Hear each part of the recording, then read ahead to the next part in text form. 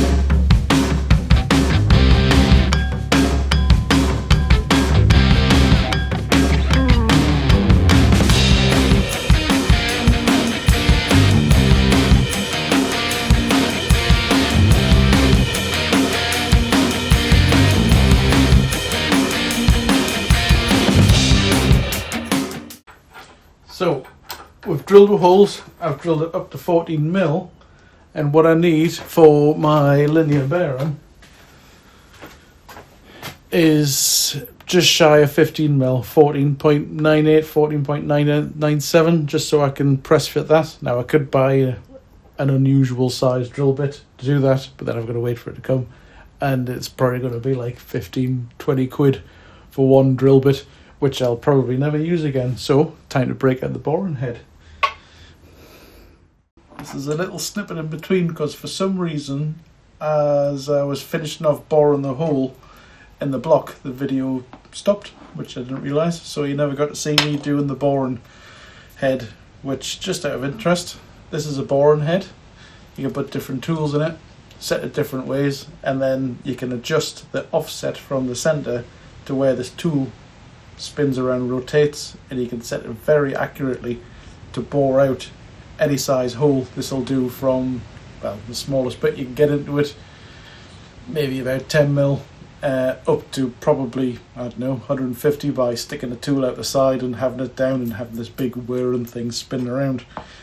From there, what I did is once I drilled a hole down, I used this boring head to scrape off the inside of the hole to widen it up in tiny little increments until it was supposed to be a press fit for the bearing. I overshot my tolerance by about 1 thou, so it was a beautiful, perfect, just sliding fit. Luckily, which had some bearing seating compound, like a Loctite version, but instead of for threads, it's for seating things like that, which is brilliant for machinists like me who don't always get things right. And if you blow past the tolerance slightly, you get different consistencies for different tolerances, but basically glue the bearing into position into the bearing block. So that worked perfectly. I was just a bit gung-ho with it. So problem solved though. We got the bearing in and it's set.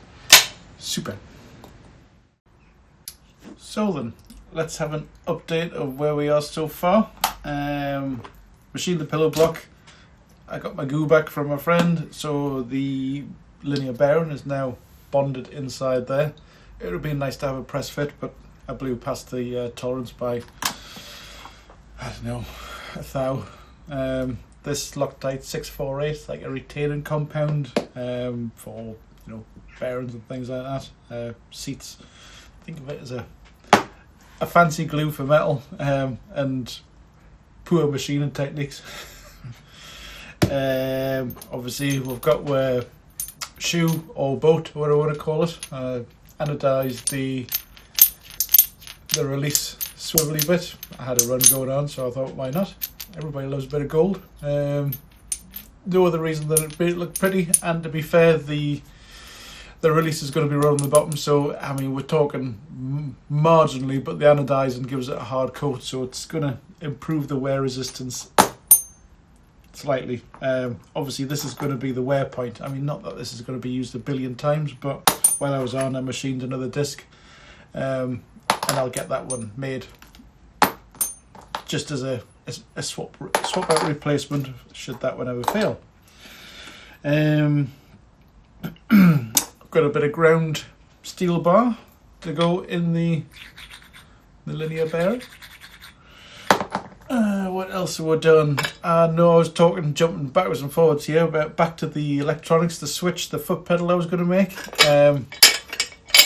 I came across this. It's a foot switch for a machine. And what I can do is one of the little things, I'll take the gubbins out of this, take it apart, and I'll wire the micro switch to the foot pedal. It's IP65 rated, so it's nice and waterproof. And it's going to save me loads of machining time, and it was a no-brainer. £6.50. £6.50. You couldn't even buy the metal for that. How did they make that for £6.50? So it's a bit of a shortcut, but you know, put your efforts where they're due. And the other thing I've done is 3D printed again. So I've made a mount for the linear actuator. If you can see that, but what I've done is I've got this on a slider. It's a machined knurled thumb wheel, which I've made for a different project, the annealing project, for enough, to spare one of them. And I've got that adjustable for where it sits, so it means that when you reset it all the way forward, depending on where you have this set, you can adjust the timing on the release. The actuator moves at 4 millimeters a second, so these increments are in 4mm, so you can adjust it from instant. As soon as you touch the button, it's away, or have it further under the release. Obviously, the further it's got to travel to come out before it releases, gives you longer before the release. So whether you'd need that adjustability and whether you want it, I don't know. Thought it would be nice to build it in. At least you've got that option now. So let's have a look. Can we zoom in? How do I do that? Let's see if we can zoom in. Can we zoom? No. How do you zoom? Zoom. Well, it's up and down. Let's come down here. There we go. Let's just move down. So, here's all the bits. Let's make some space. Make some space. See where we're going. Get rid of all the rubbish that we're not using right now. Don't need that, and that, and that, and that. Get some space. And that. Right, so this is where we've got so far. I don't need that. So, next steps is to start mounting up some of these bits to work out where we're going to weld the tracks on. So this is going to be somewhere there. This will be somewhere here. Obviously I'll have to cut this rod down. So that's going to sit. Shall we go this way? That's better, you can see better, can't you? It'd be nice if I could zoom in.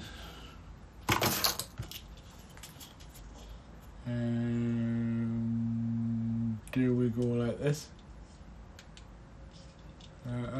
Bear with me, I'm trying to work out how to use this thing. Does that work? Nope, it's still tilty. I thought I'd bet this. I go like that. Oh, there we go.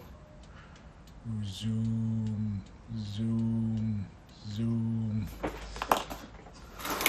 Right, so somewhere around about too much zooming.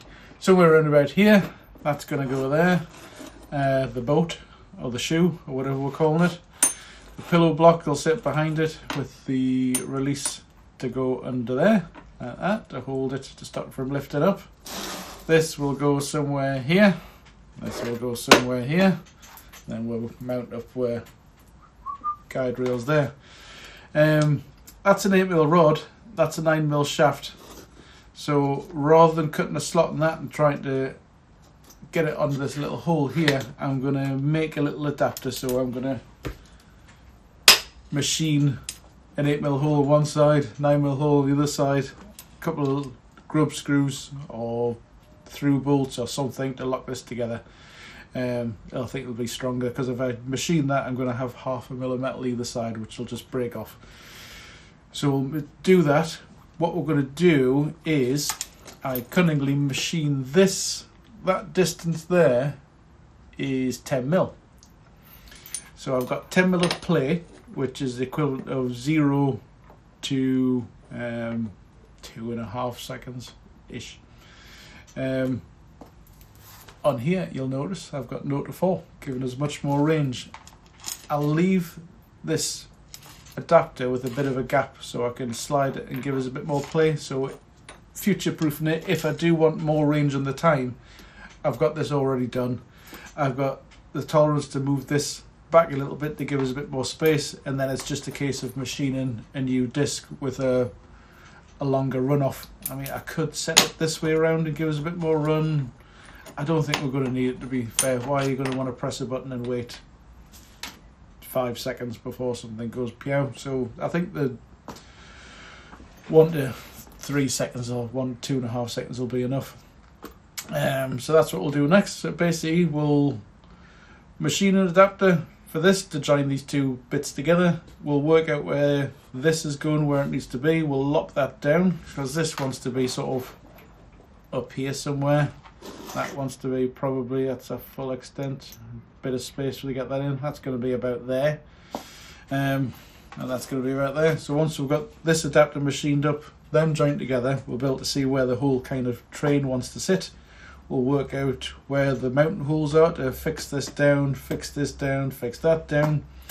And then once we've done that, we're off to the races. We'll weld up our vertical guide sticks, work out how we're going to mount the TheraBand tension and twangy thing, and then it's making a shoe, a proper shoe, excuse me, to get it to sit between the guide rails to hold the clay on, which is going to be sort of like here-ish, like that. Turn that around, back in frame, come back. That's going to be sort of like there, so when that goes, twang, pew. If you know what I'm saying.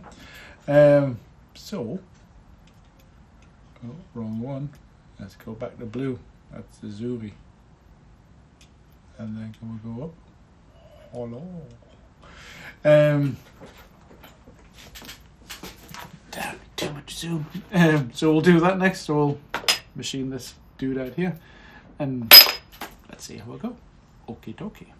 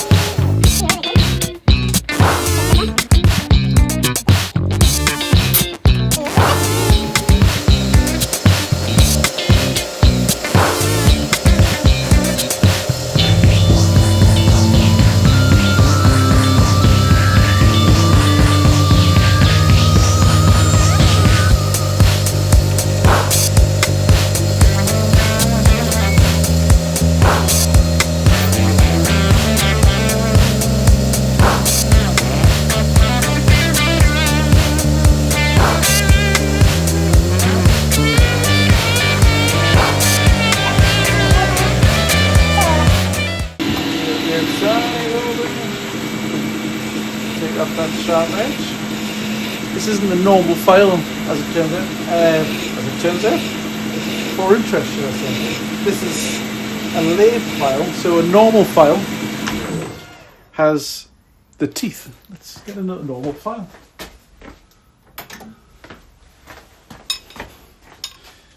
So if you look there, on a normal file, the teeth are cut in that way and that way, making a cross. So if you use a normal file on a lathe, it wants to wander and judder. On a lathe file, the teeth are only cut in one direction. Not the band, one direction as in the direction.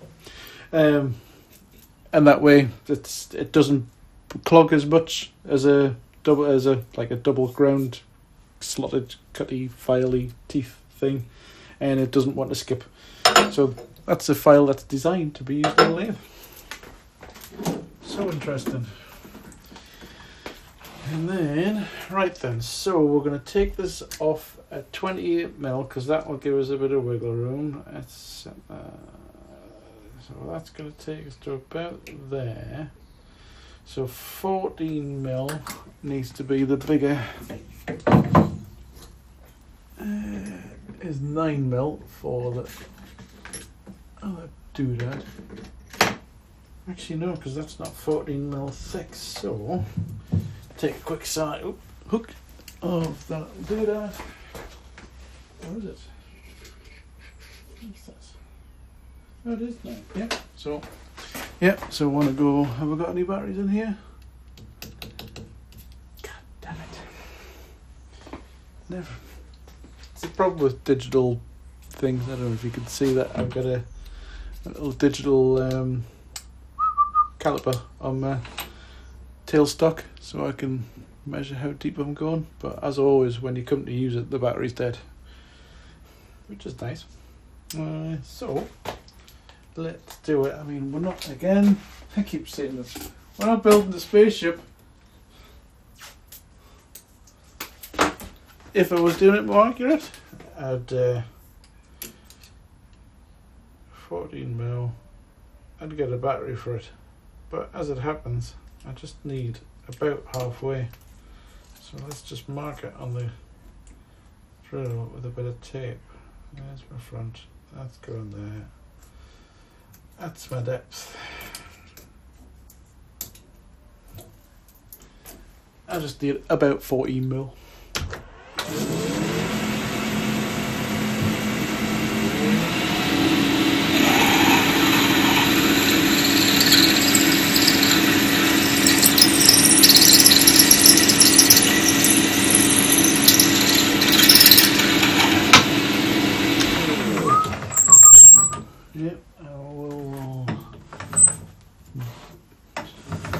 Deburr that. Lovely. And then we'll lop this off at the side. Parting off tool with a new cutter and made it straight as well. So we want this at 28mm. So if I go off the front like that.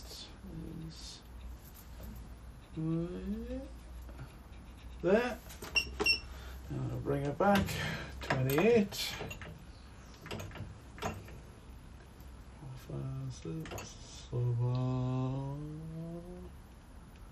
You're not seeing the magic of the DRO here. So.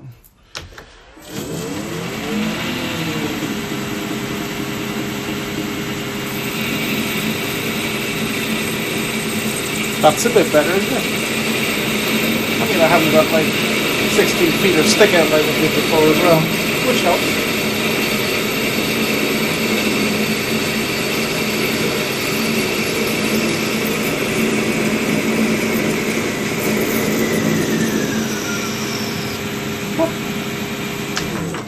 And then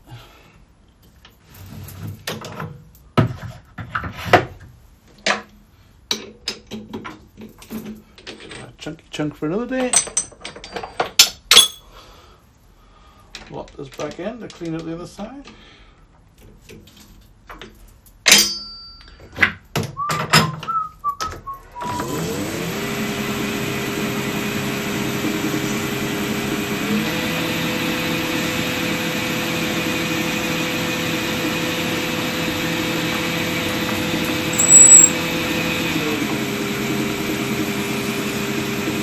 Take up that sharp edge.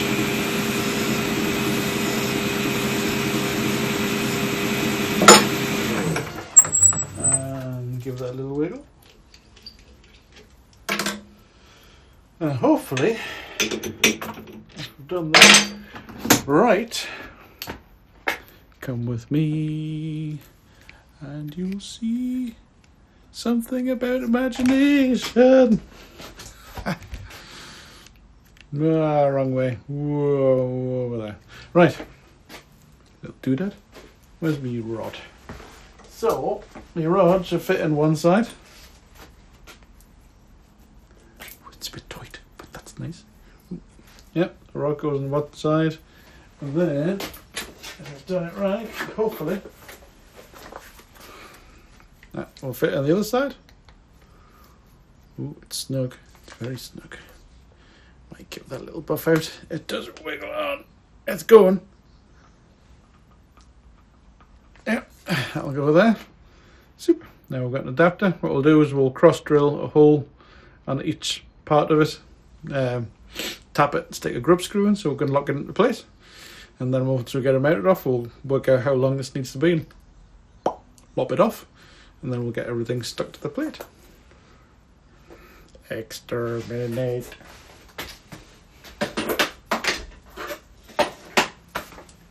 Right. Let's do that. Okay, let's go. Right, back at the bench. Let's have a look at where we are so far. So, right. The pillow block's done. Did a little bit of tinkering off camera. Apologies for that. So we've got the joining coupler from the linear actuator into the bar. Next steps is to mount this onto here. Looking at putting that about there. Once we get that drilled and fixed, we'll mark out this. That'll go about there. We'll cut the shaft down to the length it needs to be. Get this mounted. And then after that, it's the cradle support structure for launching the doodad. What else haven't we seen? I mean, we've seen all this, we've seen that. It was just this bit that I've done. That's finished off, which goes through there nicely. I do want to modify this ever so slightly. So, where this sits currently, with the release underneath there, the height that I've got is absolutely perfect, whereby the other side, that's going to be the catch, is perfectly level. So what I want to do is I actually want to lift this up a little bit, so when it's in the primed locked position, it's got a little bit of a down slope, so it holds onto whatever it's going to be holding onto a bit better. It's almost like it's nestling in a crook. But obviously, rather than lifting all this up and the pillow block up, I'll have the same effect. I'm just going to skim probably about 0.5 mil off the bottom of that, which will have the same effect by lowering this, which basically, you can see that the lower this gets, the more of a pinch point you get in there. The other thing is, obviously, when this is fixed onto the plate and it's sitting like that with the release and it goes, this flaps all the way around and it's pretty floppy, and you're going to be having to, when you reset it, get it in the right place to then move the actuator back to lock in place to then set that. So I want to put on here a little stop, because it only needs to go from there that way. It doesn't need to go any further than that way. So I think what I'm going to do on the bottom of here, I'm going to drill and tap and put a little set screw, so when this comes down it'll be adjustable, and I can set that depending on how far in or out it is to make a little stop so it doesn't go any further back. If I can get in, I've got another idea for the bottom. What else have I done? So, did I tell you about this? Yes, I told you about that. Well, I've wired it up. So basically, one of the switches I've taken apart, getting the gubbins out, and basically just put it in a bag for not from shorting or anything. On the sides of the doodad, I've basically just jumped a couple of wires from one of the little micro switches onto here. So that then sits inside a bag to keep it waterproof but still accessible to change the battery if and when we require. That goes down in there like that, and then we'll just wrap that up, stuff that in there, put that in the hole, that's fine, and then we've got a lid that goes on there. So that foot pedal switch bit is all done. Next, there we go, it's a reset, all the way forward, armed, and then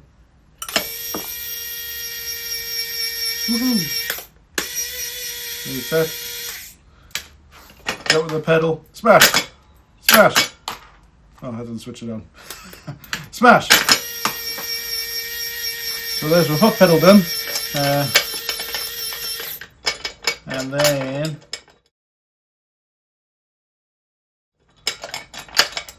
because it's always nice about the finishing, did a little bit of laser on it, press for Peow and then Pew Pew. Because obviously then you press it, it goes Peow, and then you go Pew Pew Pew. Actually, that might be worth a little separate discussion. There is a difference between Peow and Pew. And the main difference is it's down to muzzle velocity or speed. So faster things are a pew, and then slower things are a Peow. So like a bullet is a pew, so you go pew pew. Lasers are a pew, but slower things like arrows are a Peow. Paintball guns, they go pew pew pew pew pew. And obviously there's clay launchers, the clay is just going to be popping up relatively slowly, so that's a Peow. And then you pew pew with the gun. Yeah, okay. So we'll take this to pieces now. We'll chuck this up in the in the mill, and then we'll skim the bottom of that, and then work out how we are going to drill and tap the bottom of the disc. So let's do that next. To the machine.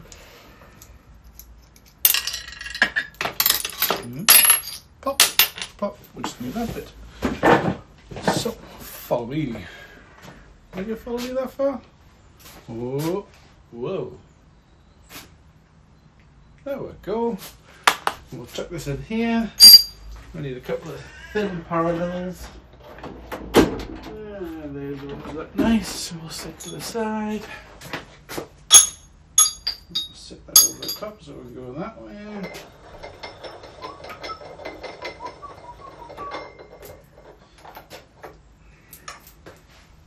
Nice and tight because it would all get moving.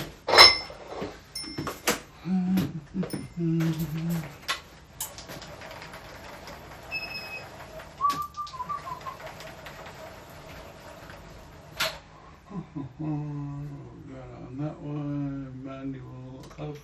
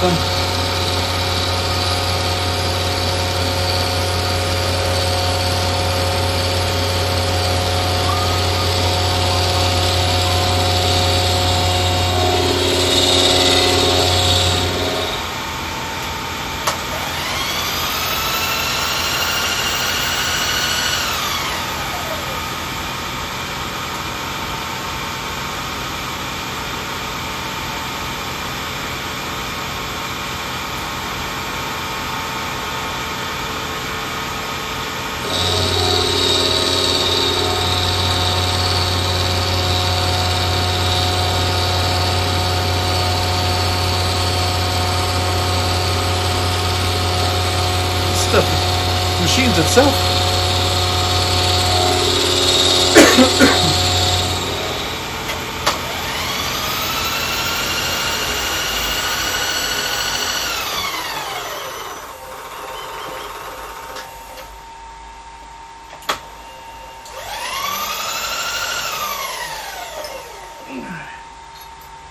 The bottom of that one skimmed. Just drop it down so it releases in the right place. And now we'll get on and we'll drill a really small hole that way into that thin bit. So it's 5mm. I haven't got much space. We're going for an M3. It's going to be tight like a man's. Blind hole. It's filled with peril. So I haven't done it. Actually, no, I'm not going to use that. I'm going to use. Where's my glue gun? Where's my glue? Talk amongst yourselves. What? What? I think that's it. There it is. Something a bit thinner so I can see what's going on.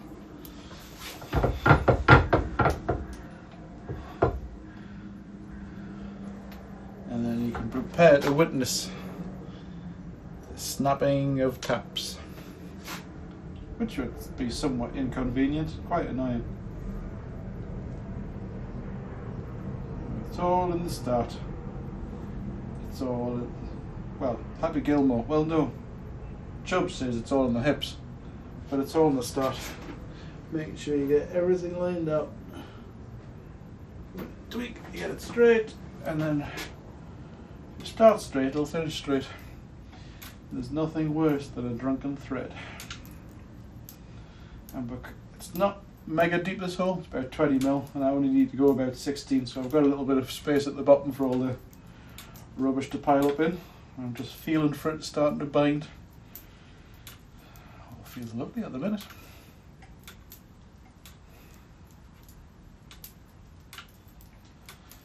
A little bit forward, reverse it, break the chip.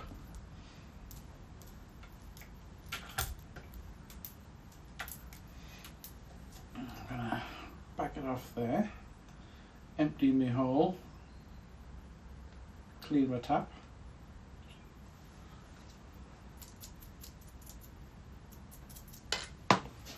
And then finish off.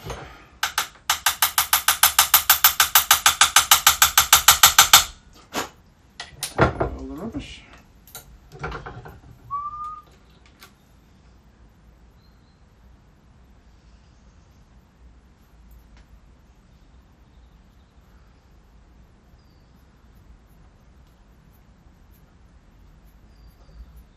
And there we are, back to where we were.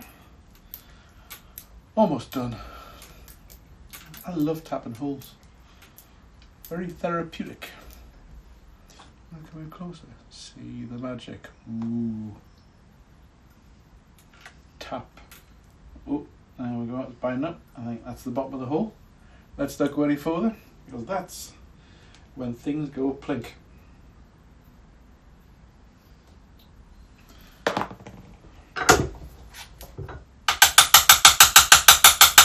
Rid of the rubbish. Ooh, I've got a little. Here's a tool tip for you. Where is it? Find one. Where I can find one. It's a good tool tip. Got a few around here. Tool tip. Where? These come out a bit. These are amazing. It's like a little, this one's a little bit grubby, they normally start white. It's like a tiny little brush, really soft, and a little metal thing. You can bend them and shape them to go around. They're brilliant for sticking a bit of goo on, cleaning out tiny little holes and getting swarf out of little holes and stuff like that. Going around corners, cleaning in little crooks and nooks and crannies. They're a little bit spendy for what they are, a plastic stick with a little brush on the end of the bendy bit, but you can reuse them loads of times, clean them, wash them, so they last for ages. These are a cervical smear brush. So if you do a search on eBay, Amazon, stuff like that for cervical smear brush, there's a few couple of different types, because this is apparently the older style. There's a newer style which is good for vaginas, but not so good for workshops. So you want the older style like this, and they're brilliant. If it's good enough for a vagina, it's good enough for my hole. Anyway, back to reality. Let's find out. We need a screw M3. Find a wee M3 socket head, I think, which fits in between. I'm sure it will. Where's me boat or shoe? Oh, just fits. So if we set that in there, can't see what's going on. Where's my controller? Let's zoom out. Getting the hang of this controllery thing now. And then, oh, no. What was I just saying? Get hold of the controllery thing. And that, there we go. Alright, there we go. Now we can see what's going on. empty screw. I've just got a little cap head. Just wind that in. See if that bottoms out, which it should, because it's only. Yep. So that's as deep as it can go. Put my shoe back in the shoe. No, well, that's the shoe, or is it boat? What's this bit called? What do we call this? Shall we give that a name? Disc? Can't remember if we called that something. So there we go. So that there is now a little stopper. It stops that from going any further than that, and I can wind that in. Well, I can't wind it in. I could grind it down if I needed to go further, but I don't. I'll wind it out to where the set position is going to be, which is about there, so it doesn't go any further past, which means it's just going to go ping up and then back to reset, which is quite nice. Probably a little bit further. It's probably more like there, and then once I get it tuned into exactly where I want it, I'll stick a bit of thread lock in it so it stays there. It's probably going to be a little bit further. Oh no, it's not. It's going to be a little bit in. It's going to be down a bit, isn't it? It is going to be pretty much bottomed out. There you go. The other idea, what I might do, is at the bottom of here where this, you see that? That's focus. Yeah, on there where this comes in and touches, drill down, and I think I might set a teensy weensy little magnet in there. So when this comes back, it goes click and snaps onto the magnet to keep it in place. I don't think that's hypercritical, but I think it'll be quite nice. So you know what? Yeah, let's do that. Let's drill a hole at the bottom of it. Is that gonna? Yeah, we need to get something and deburr this edge.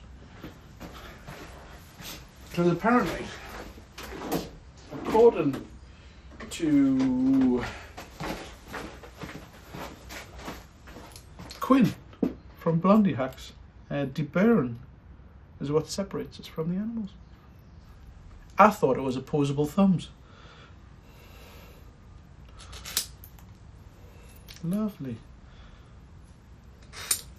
She's right though, it is much nice to have deburred, so you don't slice your fingers open when you're doing stuff. Yeah, okay then. Let's do that.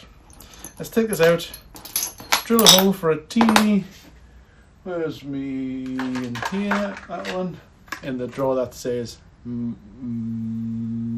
magnets. There it is.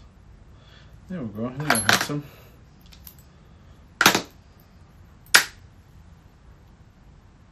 Teeny weeny. That's the one I want. I will measure it, but it's a bit... Can't even hold it. It's about 5mm. The only problem with measuring magnets with calipers is that they stick to your calipers. And they jump around, so it's very getting measured. So on eBay, I haven't got any here, I've got some at work. On eBay you can get digital calipers. This is a cheap set. I've got an expensive set and then I've got a really cheap set. And the really cheap set are plastic. And the plastic ones, top tip, are brilliant for measuring magnets. So if you do a lot of magnet measuring, get some plastic calipers. Yeah, that's 5mm. And I need to go deep, not deep. What's it say? 1.5mm. Is that right?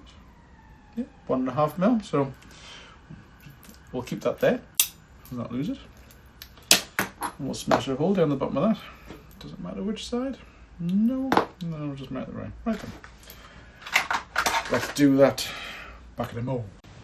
Okay, final snippet before we move on to drilling and marking out the plate to mount all the parts on. The little boat, shoe and disc are done now with the part tapped in, and I've also mounted a little magnet in the bottom so it snaps into place. So pew and reset. So nice little positive action there where it just flicks back into place, locks it, ready for the doodad release to go in the bottom. So I think we'll tie up this video there, it's long enough. And in part 4 we'll mark out and drill the plate, get all the hardware mounted up, and then we're almost there. Last part after that would be mounting the rails and getting them welded on, and then finishing off the caddy shoe part for the bottom to mount in and pew, and then there'll be the tensioning system for getting the TheraBand on to make it all go flying. So now we've got that bit done, we'll see you in the next part for mounting everything up and getting it drilled and fixed onto the plate. See you soon.